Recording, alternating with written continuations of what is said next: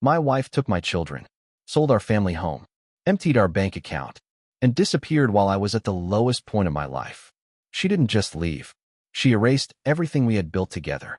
For years, I wondered if I'd ever see her again. Then, on an ordinary Thursday morning, the emergency room doors burst open. A team of nurses rushed a patient toward my unit. I glanced at the chart. Nothing seemed familiar. Then I looked up. Time stopped. Lying on that hospital bed was my ex-wife, the woman who had destroyed my life. She recognized me immediately. Her eyes filled with tears. Her lips trembled. Then she whispered something I never expected to hear. I never told you the whole truth. In that moment, I had a choice. I could become the broken man she abandoned, or the man those 7 painful years had transformed me into. Believe me, what happened next changed both of our lives forever. Before we continue, let us know in the comments where you're watching from. We'd love to hear from you. And if you enjoy powerful stories of resilience, redemption, and unexpected twists, don't forget to subscribe so you never miss our next story. Everything started with a Tuesday. Not Monday, not Friday, just an ordinary Tuesday. The kind of day no one remembers, until it changes their life forever. Around noon, my manager walked over carrying a manila envelope. He wouldn't look me in the eye. "I'm sorry," he said quietly. "The company is restructuring." That was it. No argument. No warning. No second chance. By lunchtime, my security badge no longer worked. I stood outside the building holding a cardboard box filled with 15 years of my career. 15 years. Reduced to one small box. The drive home felt longer than it ever had. I rehearsed dozens of ways to tell my wife. None of them sounded right. So when I walked through the front door, I smiled instead. My son ran into my arms. "Dad." My daughter followed close behind, laughing as she wrapped herself around my leg. For just a few minutes, I forgot I'd lost everything. That night, after the kids were asleep, I finally told my wife. She didn't cry. She didn't hug me. She simply stared at the kitchen table. At the time, I thought she was scared. Years later, I realized she was already making plans. For the first few weeks, she acted supportive. Or maybe, she was simply pretending. I applied everywhere. Construction, warehouses, delivery jobs, landscaping, anything that could keep food on our table. Every rejection letter chipped away at my confidence. Still, every morning I got up and tried again. Because that's what fathers do. Or at least, that's what I believed. But I had no idea. Someone else had already stopped believing in me. The next few months became a blur. Every morning, I woke up before sunrise. Every evening, I came home covered in dust. Some days I repaired fences. Other days I carried bricks until my shoulders burned. The work was temporary, but my determination wasn't. I kept telling myself that if I worked hard enough, my family would survive this. The kids never complained. My son thought it was exciting that Dad was home more often. My daughter loved eating breakfast with me before school. Those little moments became the brightest parts of my day. They reminded me why quitting wasn't an option. But while I was fighting to hold our family together, someone else was quietly pulling it apart. At first, the changes were almost impossible to notice. My wife stayed out later than usual. She answered phone calls in another room. She smiled less. She asked fewer questions about my interviews. Then, she stopped asking altogether. One evening, I looked across the dinner table and realized we hadn't spoken more than 10 words to each other. The silence between us had become louder than any argument. I blamed the stress. I blamed the bills. I blamed myself. I never imagined. The decision had already been made. About 8 months after losing my job, I picked up one more construction shift. It ran later than expected. I remember thinking, maybe tonight we'll finally sit down and talk. Maybe tonight things will start getting better. I couldn't have been more wrong. The moment I stepped onto the porch, something felt different. Usually, I could hear laughter, cartoons playing, tiny footsteps running across the floor. That evening, there was nothing. No voices, no television, no barking dog, just silence. The kind of silence that makes your stomach tighten before your mind understands why. I pushed the front door open. Emily, no answer. Kids, nothing. I walked into the living room. The family photos were gone. The bookshelf was half empty. The children's toys had disappeared. Then I looked toward the hallway. My daughter's little pink bicycle, the one she'd begged me to remove the training wheels from, was gone. That's when I started running from room to room. Every bedroom, every closet, every bathroom. Empty. Completely empty. Then I noticed something on the kitchen counter. A single white envelope. My hands were shaking before I even picked it up. Inside was one handwritten page. It read, "I can't keep living like this. The children deserve stability. I've sold the house. Don't try to find us." For a second, I couldn't breathe. Sold the house. How? My knees gave out beneath me. The letter slipped from my fingers onto the floor. But the nightmare wasn't over. Beside the letter sat another stack of papers. Legal documents, bank statements, closing agreements. As I read through them, the truth became impossible to ignore. She hadn't made this decision overnight. She'd been planning it for months. Phone calls, meetings, paperwork. Everything had happened behind my back while I was working every job I could find to save our family. The house was gone. Our savings were gone. My children were gone. And I had absolutely no idea where they were. I stood there until the sun disappeared. Not because I had nowhere to go, but because I no longer knew where home was. For weeks, I existed more than I lived. I rented a tiny apartment above a hardware store. The walls were thin. The radiator rattled all night. The silence followed me everywhere. Some evenings, I ate instant noodles because they were all I could afford. Other nights, I skipped dinner entirely. Not because I wasn't hungry, but because I wanted to save a few extra dollars in case my children ever needed me. Every room reminded me of what I'd lost. Their laughter, their toys, the bedtime stories, the little arguments over who got the last pancake. The ordinary moments I once took for granted had suddenly become priceless memories. One evening, I opened my wallet. Inside was an old family photograph. My son had a gap where his front tooth used to be. My daughter was sitting on my shoulders, laughing so hard her eyes were closed. I stared at that picture for nearly an hour. Then I cried harder than I ever had in my life. Not because my wife had left, but because I didn't know if my children believed I'd abandoned them too. That thought nearly broke me. Every birthday, I mailed them a card. Every Christmas, I wrapped presents. Sometimes they were returned unopened. Sometimes I never knew if they arrived. Still, I kept sending them, because being a father wasn't something I could simply stop being, even if I had to love them from hundreds of miles away. Months turned into years. The pain never completely disappeared, but little by little, it stopped controlling me. One night, while walking home from another temporary job, I passed a hospital. People rushed through its doors. Doctors, nurses, patients, families. Everyone there was fighting for something. Hope, life, a second chance.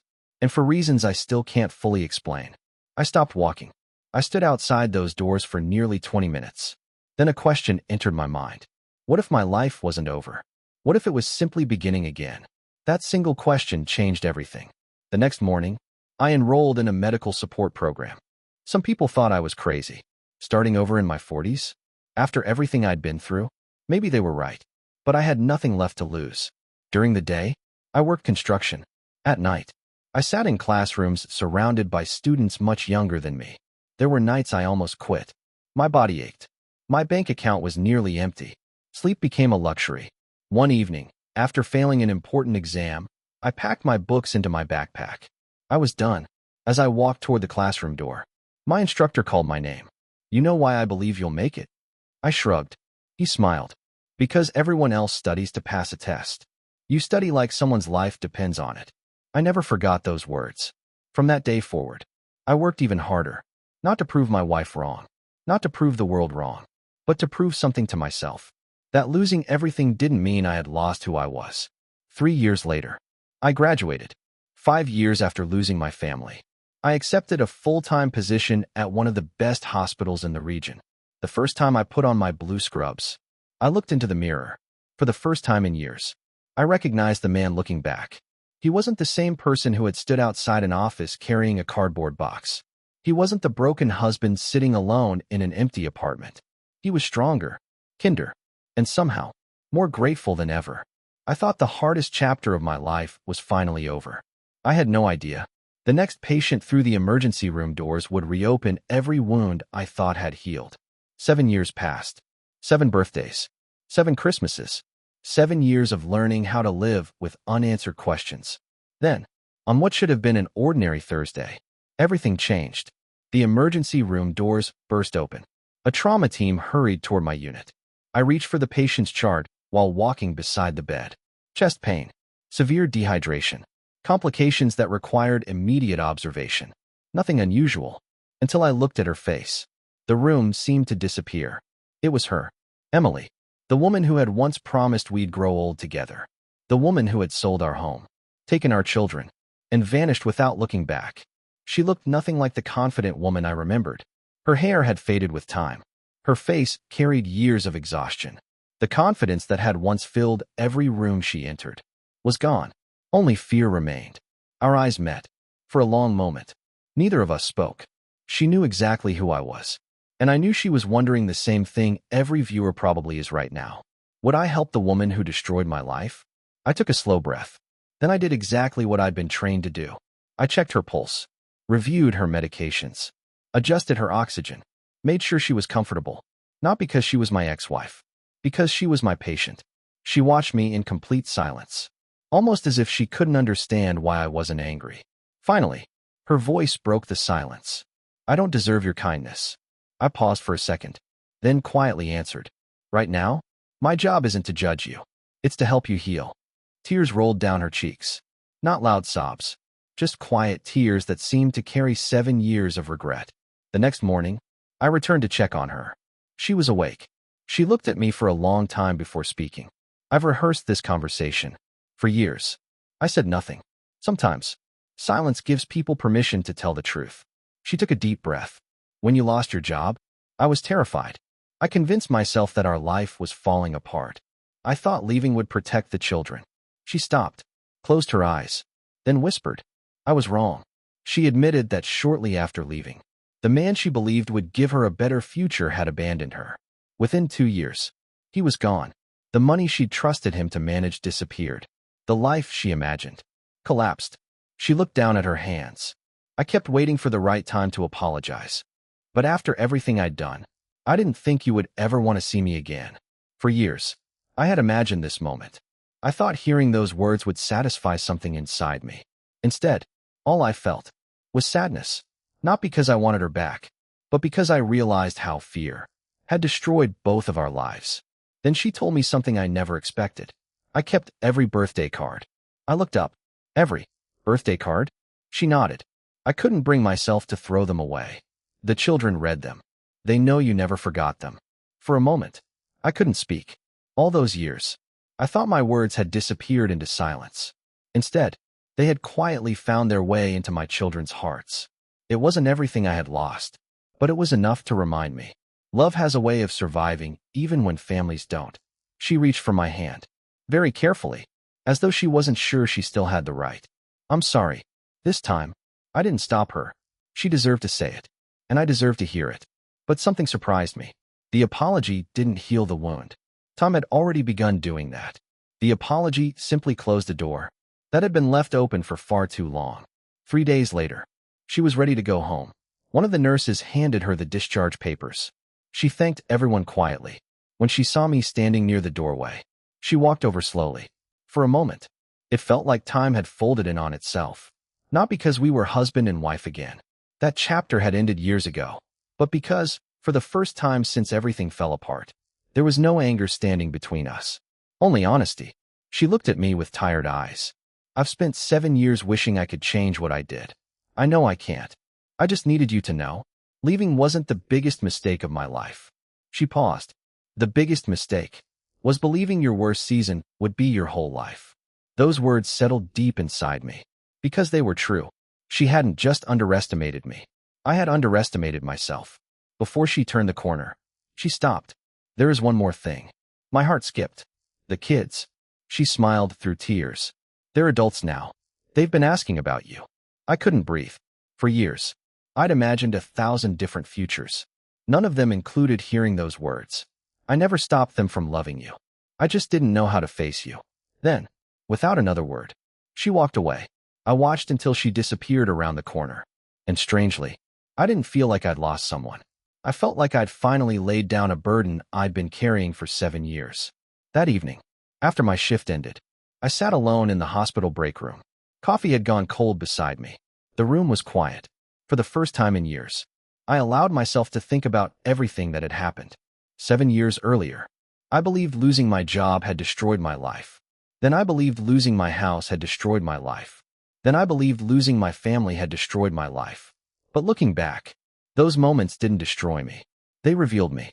Pain has a way of introducing you to the person you're capable of becoming. I never became a wealthy businessman. I never got my old house back. I never recovered the years I missed with my children. Some losses can never be replaced. But I gained something I never expected. Compassion, strength, patience, a purpose greater than my pain.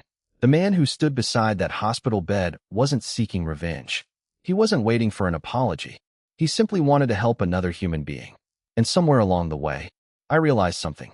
Forgiveness isn't saying what happened was acceptable. Forgiveness is refusing to let yesterday keep stealing today. My ex-wife walked into that hospital expecting anger. Instead, she met someone she no longer had the power to hurt. Not because I'd forgotten, but because I'd finally healed. If you're carrying pain from someone who walked away, don't let their decision become the end of your story. Sometimes the people who leave make room for the person you're meant to become. And sometimes, the greatest victory isn't proving them wrong. It's proving to yourself that your future was never defined by their decision. If this story touched your heart, let us know in the comments. What would you have done if you were in his place? Would you have forgiven or walked away? If you enjoy emotional stories about resilience, redemption, and second chances, don't forget to like this video, subscribe to the channel, and turn on notifications so you never miss the next unforgettable story. See you all in our next video. Take care of yourselves, and never stop believing that your hardest chapter doesn't have to be your final one.